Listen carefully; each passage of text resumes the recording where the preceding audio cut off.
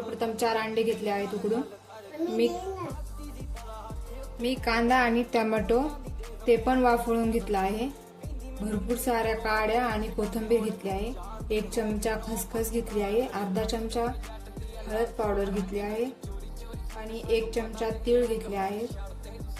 3 ते 4 चमचे काळा मसाला घेतला आहे.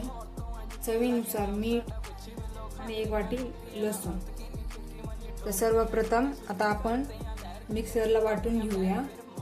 हे टमाटे, कोथिंबीर, खसखस, लसूण आणि तीळ.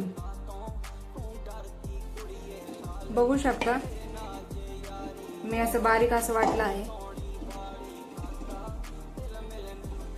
आता आपण कढई ठेवणार आहोत तापायला. त्यात तेल टाकून घेऊयात.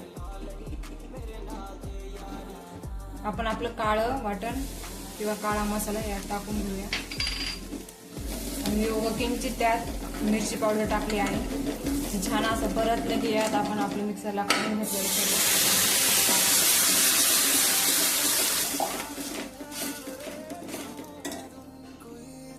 थोडीशी हळदी पावडर टाकूया.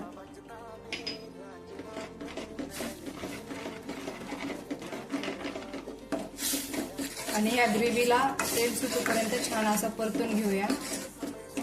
2 ते 3 मिनिटे आपण झाकून ठेवणार आहोत.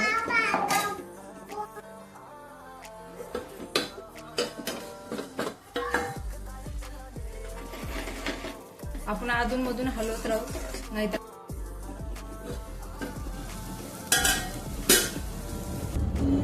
बघू शकता आपल्या ग्रेव्हीला छान असं तेल सुटलं आहे.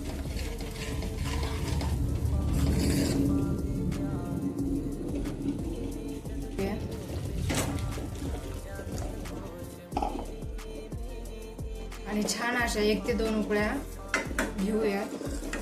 1 ते 2 उकळ्या.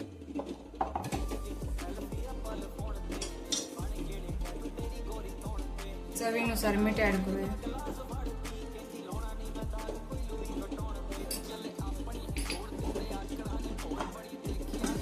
एक 5 ते 7 मिनिटे एकदा झाकून ठेवूया. बघू शकता छान अशी तरी पण आली आहे आपल्या भाजीला. बघू शकता छान अशी तरी आली आहे. आता आपण यात टाकून घेणार आहोत आपले अंडे उकडलेले.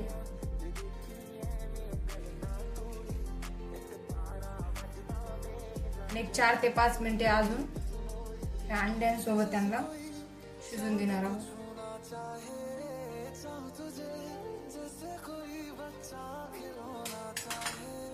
काळ्या मसाल्याची आणि थोडीशी तरी. बघू शकता छान अशी आपली अंड्याची भाजी झाली आहे.